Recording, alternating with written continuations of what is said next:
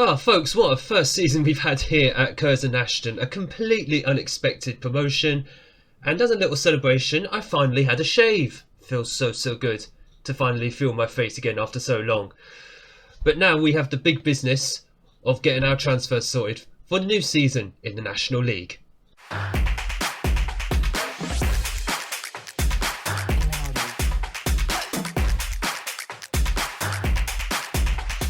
Hello and welcome to episode 11 of Unemployed to Legend here with Curzon Ashton. My name is Craig and come up in today's episode we have, of course, the summer transfers as we prepare Curzon Ashton for the new season, this time in the National League. But before we get there, a couple of things. Firstly, if you've been enjoying the series, or rather if you have been enjoying the series so far, and if you're looking forward to seeing Curzon Ashton in the National League, make sure you hit that like button down below and smash the big red subscribe button so you don't miss the new season coming up in future uploads. And secondly, of course, before we get to the transfers itself, we have the season review of the year just gone. So Curzon Ashton 2021-22 season, of course, the National League North Trophy, which we did win, and you will be able to, well, you'll be able to see it in a moment. But firstly, these are all the new arrivals that we've had this season. Some of them were already here before I even arrived. The likes of Adam Thomas and Scott Wilson were, of course, here before I arrived. Jack McKay was as well. He was the best performing player. No question really about this. 46 appearances and 29 goals, 9 assists. I mean, you can't ask for much more from your main striker, who is a National League striker. He will hopefully be signing up for next season. In fact, his contract's about to run out, so I'll get to offering him a new contract very shortly. Brighton Moteng, who was 18 when he arrived, 40 appearances and 31 goal contributions. A breakout season for him. Couldn't be more happy with him. Took a gamble and it's paid off in spectacular style. Emmanuel Adebiyi, let's put some respect on his name. 37 appearances this season, 13 goal contributions, although to be fair, he was out injured or resting on occasion because he was our main man in midfield. Make no mistake, he was our best central midfielder out of everybody here, even when we strengthened in January and February. Just a quick mention to Andre de Silva Mendes. The board were very excited to see him come in. He only played 3 times this season. He played in the last game, which I did off camera because we'd already won the league by that point. Anyway, I hope we can actually get him back. We can get him back in on loan next season, but I don't know if Morecambe will allow us to bring him back in after we barely played him. In fact, he probably won't even want to come to us anyway. And the best part is he is capped for the Portuguese under-21s, so hence why I want to bring him back in. He's clearly a prospect. I mean, 2 league appearances, okay, a 6.8, but he's done all right. He's done solidly in the games of which he has actually played. But overall, who was crowned the best player? Marcel Vasilevich. That's probably the reason why Silva Mendes didn't play in goal, because Vasilevich was our best goalkeeper, 37 appearances this season, averaging a 7.01 rating. He only conceded 29 goals in 34 league appearances, so yeah, there's a good reason why he was the one who was playing in goal to start with, as our first choice keeper. Season to remember, where's the league? Hang on, we got the FA Cup and the FA Trophy. Where's... Oh, great. The game has just glitched out. Fantastic. So we can't see the league. We'll see the league table anyway, unless you watched the last episode. And why didn't you? We won the league by 8 points in the end. But overall, the FA Cup, though, I'm majorly proud. Getting through to the 3rd round. Knocked out by Manchester City, but look at the road we took from the 2nd qualifying round. Biggleswade Town, Witham Town, Gloucester City, Woking, and the big scalp of Rotherham United, if I say that properly, in the 2nd round before losing to Man City in the 3rd round. But the money we got was horrendously big. It set us up for the next couple of years, to say the least. 8-2 against Biggleswade Town was our biggest win of the season. Match to remember, 3-1 away at Boston. That was back in August. That's when I realised we actually had a decent squad for this season. And mid-table was more than likely something we'd be able to achieve. But to get promoted, so whoo, I was not expecting that at all. 3-0 against Atherton Town was the goal of the season, apparently, by a Moteng. We can't see that anymore because Football Manager took that feature away for some reason. Annual revenue is up in all areas. Where's the competition prize money? 86,000. Be interesting to see if we can get anywhere near that next season. Of course, the FA Cup, we actually won't go into the fourth qualifying round, so there will probably be less prize money in that respect. But if we go a bit further in the cup, then it's all good. But we'll have to wait and see. And this is the best 11 over the entire season here at Curzon Ashton. 4-2-4 formation, which is exactly what we used all season. The tactical style is a clean slate. I don't know what that means, unless it just completely ready for a playing style to be created from the ground up. Okay, never mind. So this is the best 11 over the whole season. Vasilevich in goal.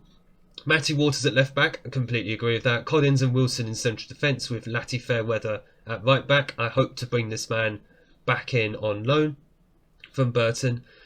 Dale Witham and Adabiyi in midfield. Adam Thomas on the left wing. Hales Doherty on the right wing. For his form in the second half of the season, I say yes.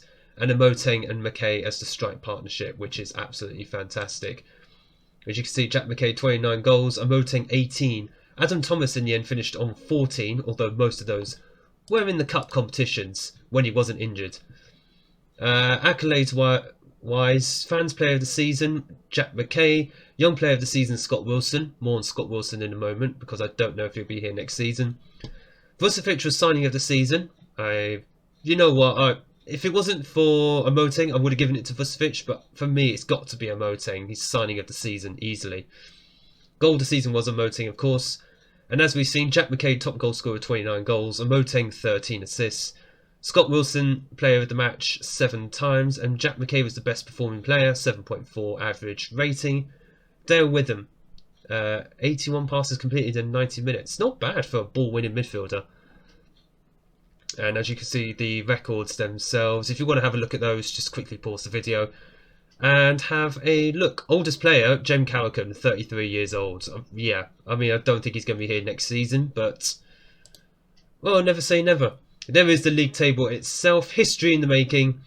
Curzon Ashton started better than anyone would have expected and continued in that vein, storming all the way to promotion. I mean, thank you, Darcy Sawyer of ITV Sport. Yes, eventually it looks comfortable, but it was a battle with York until the final few games of the season, when they then just dropped away. They just bowled it in the end. So their loss is our gain. So here is the club vision for next season. So the board are asking for us to fight bravely against relegation in the National League. That is absolutely fine. I think that's to be expected. Roughly translated, I won't get sacked if we get relegated, but preferably we'll survive. That's my hope. Play defensively solid football. I don't know if you saw us this season. We conceded a lot of goals. Play possession football, high tempo pressing football. I mean, can we just remove the defensive football, because I'm not going to be defensive.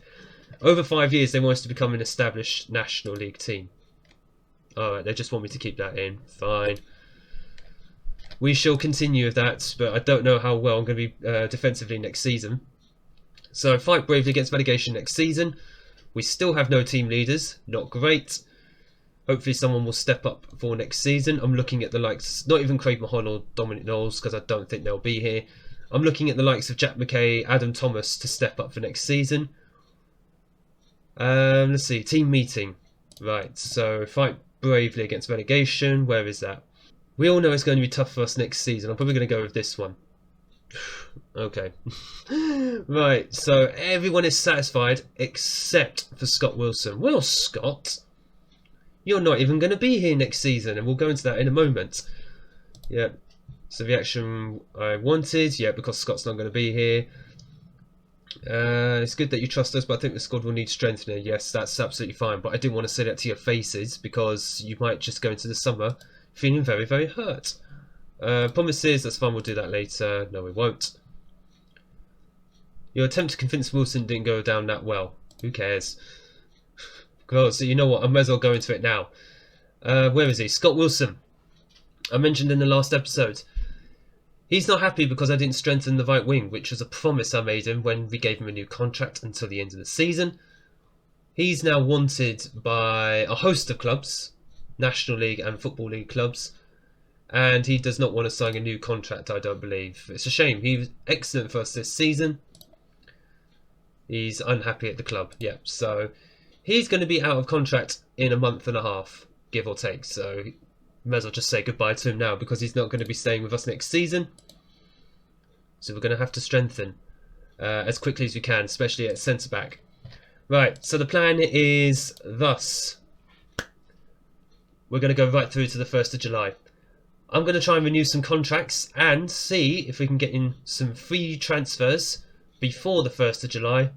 And we'll see where the squad lies after all the loan deals have finished and after all the contracts have actually run out. Well, those that haven't been renewed. There are a few players here that I don't want to stay.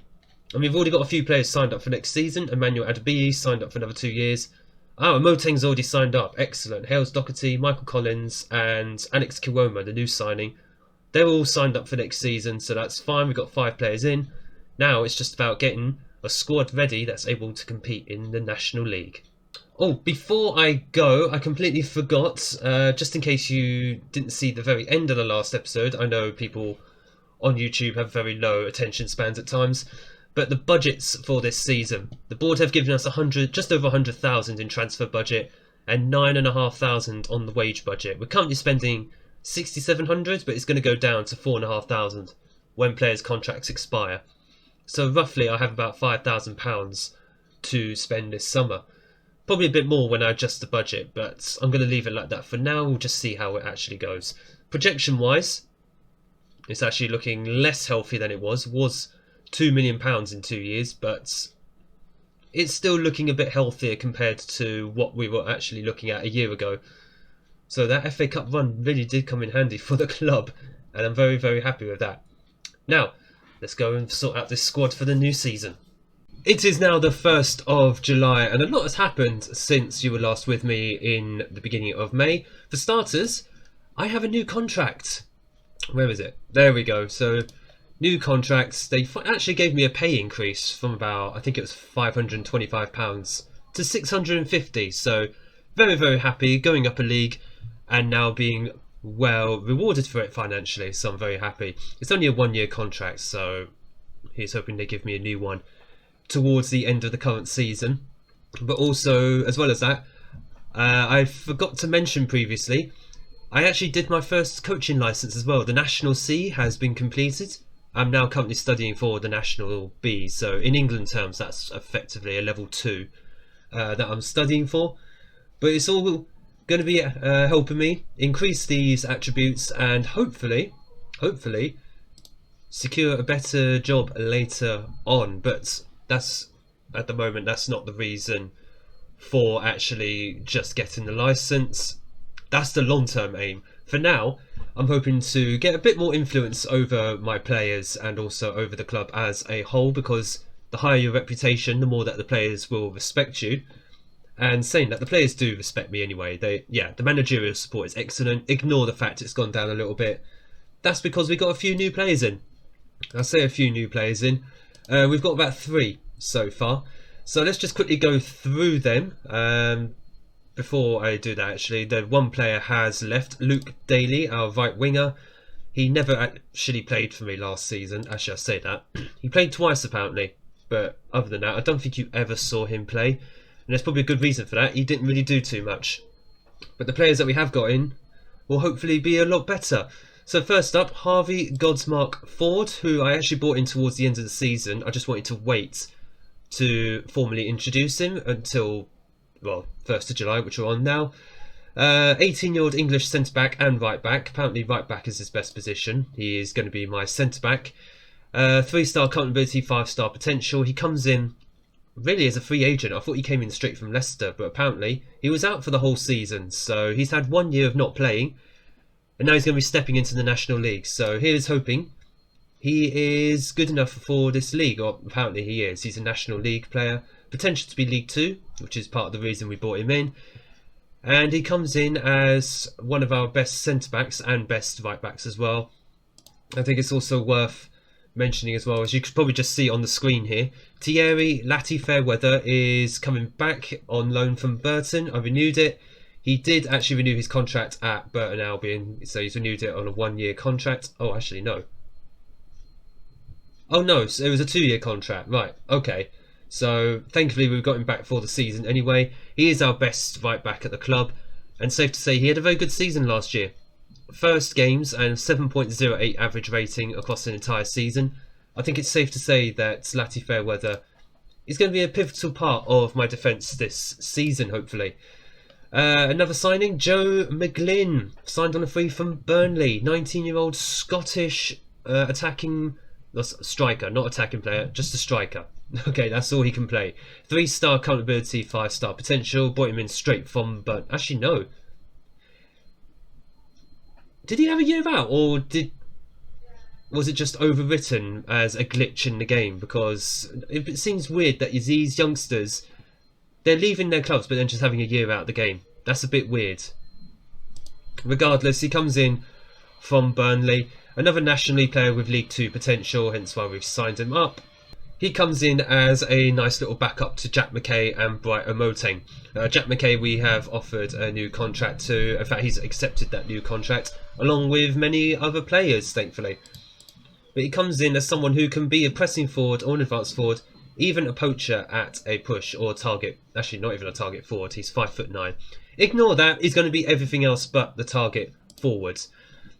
And the final signing so far, Josh Dugmore, 19-year-old English central midfielder, 3-star accountability, 5-star potential. He comes in, ignore that, he came in towards the end of the season, last time out. He was formerly of Birmingham, had a spell at non-league Bromsgrove before, you know what, he kind of deserves a step up, well, 2 steps up in this case. He's going to be in the National League with us next season, alongside Adabiyi. Unless we get someone in better than him, but we shall see if that will be the case with the released Premier League youngsters. But yes, he's going to be partnering Adabiyi in central midfield as a ball-winning midfielder, or even a box-to-box midfielder. He can do either role. He's about as well-rounded in those 2 roles as you could possibly get at the moment.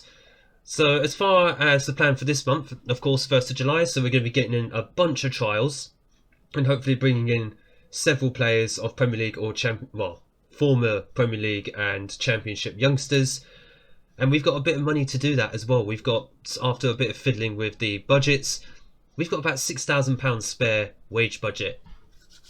I mean, I'm going to look forward to spending that this month. Let's bring in some youngsters. Oh my, what a frustrating month that was. It was full on, we're still part-time in non-league shtick that we had to deal with, so not a lot of players actually wanted to sign for us.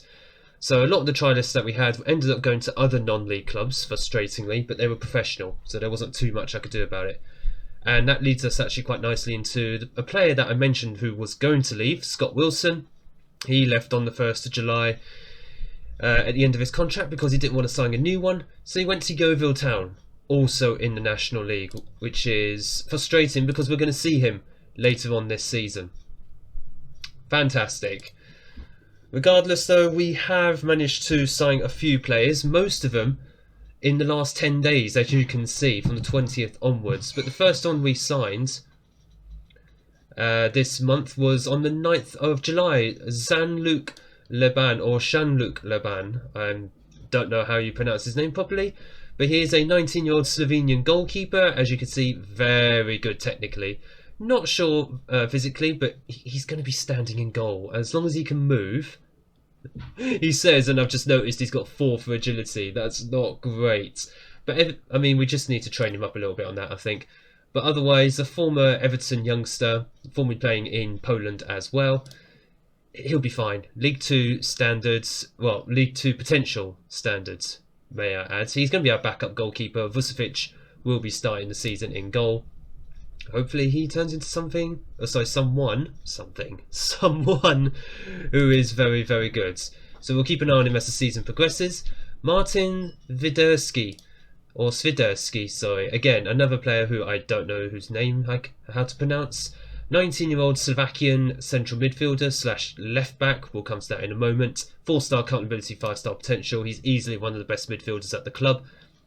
I noticed I did need to strengthen central midfield a lot, so I kind of went all in on all the players that I've brought in there. National League standard player, potential to be League 2. He comes in as our best midfielder at the club, even better than Adabiyi, which will be interesting to see if that is truly the case. Physically, decent. Technically, okay. Mentally, okay as well. I think he'll be a solid player for us. He also offers cover as well at left back, which is just as well because Matty Waters has got himself injured for the first 4 weeks of the season. Another midfielder I bought in, Scott Smith, on loan from Wigan. And yes, I did pay money to bring him in. We're paying his wages, £275 a week. To be fair, that's not too bad. It's not the worst amount of money in the world, but at the end of the day, if he's going to strengthen our midfield, I'm more than happy to pay that. And a stupid £40 playing monthly fee. So if we don't play him, then he's free. Well, apart from the wages, so technically he's not free. He has played in League 1 last season. He didn't tear up any trees, but if he becomes a decent player for us, I'm more than happy to accommodate him. 3-star current ability. He's not the best midfielder at the club, but he's certainly up there. He could be a ball-winning midfielder. He could be a box-to-box, be a Mazzala. He offers cover, or even as a starting player, in many different roles, which I'm very happy with. And our last player we brought in, actually no, not the last player, more on that in a moment. Another player we brought in, a centre-back, Ollie Younger, 22-year-old English defender, 6 foot centre-back who's 3.5-star current ability, 4.5-star potential. Comes in from Sunderland, didn't really play for them. Actually, he played once. He played one League 1 game. That will do. National League player, another one who's potentially a League 2 player. He's not as good apparently as Michael Collins, but he's almost on par with him. The only thing I don't like about him is his pace and his acceleration is slow, but I've got him training on that at the moment, so hopefully that will start to improve as the months go on. And there is actually one more player who has been brought in. We've confirmed already his transfer, but it literally just happened today, so it hasn't actually come through on the news feed. Probably won't until after the first game of the season. Liam Coyle, a 22-year-old English midfielder slash right back. He's going to be my backup right back basically. To Lati Fairweather, 3-star current ability, 4.5-star potential. We brought him in from Accrington Stanley. Hasn't played a game there at all in in a season, because we're in 2022-23. And his former Liverpool youth player, of course, didn't play a game for them at all.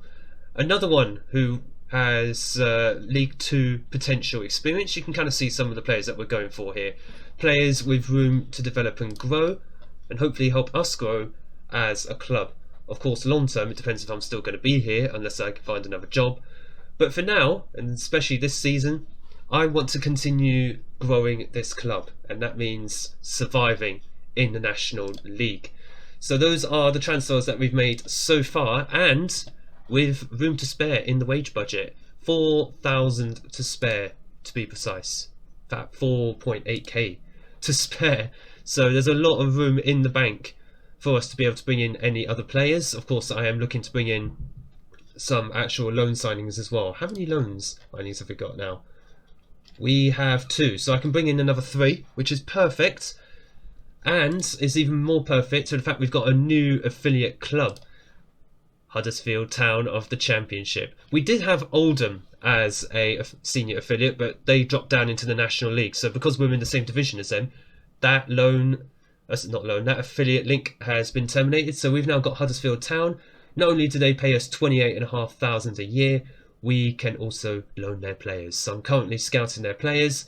Hopefully we might be able to bring in 1 or 2, strengthen the squad, give us a bit more depth, because currently, how many players have I actually got at the moment? So 27 minus 1, minus 1, 2, 3, 4, 5, 22 players. Liam Coyle is coming in. He's not going to be around for the first game because he's only just come in. So 22 players. Yeah, that's not too bad. I think we can bring in 2 or 3 more. Hopefully loan players who will cost nothing. And that will save us a lot on the wage budget, which is absolutely fantastic. Club vision wise, the board have upgraded the current season to avoid relegation. So we have to avoid relegation if I'm to save my job. And of course the cup competitions, first round of the FA Cup and the second round of the FA Trophy. I think this is broken because we enter at the, where is it? Yeah, we FA Trophy, reach the second round, we enter at the third round. so we're going to meet that, so that's just as well. Is that required? It's a preferred, okay. So we have to meet the FA Cup, the National League and the wage budget requirements. I mean, wage budget, we should hopefully be okay for that, but we shall find out how we're going to be starting this season in our first league games, and that will be the next episode away at Altrincham and home against Hereford. Hereford actually came up with us through the playoffs, so he's hoping that will be a nice winnable game. The Altrincham game away from home is going to be a very, very interesting one to see how we match up against National League teams. Speaking of which, how are we going to fare against... in the media prediction? 14th. Okay. So we're predicted to be mid-table. I mean, if you offer me that right now, I will take it. Because obviously we'll be well clear of the relegation zone and we can build for next season towards the playoffs. But that is going to be the aim of this season. Survive. Survive in the National League. Get to 50 points as soon as possible, which is usually the minimum that you need to survive at this level. In fact, was that the minimum to survive last season? Let's just have a look. So 3 went down last season. I know 4 going down this season. So you needed 45 points. Yeah, 45 to 50 points. I'm going to say 50 points because that's a little bit safer. Get to 50 points as soon as possible. And we'll take the rest of the season from there. But survival is the name of the game.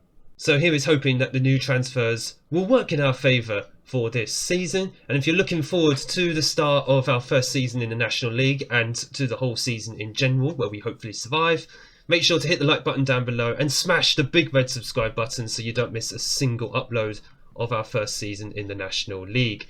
But I thank you so much for watching and look forward to seeing you all in the next video.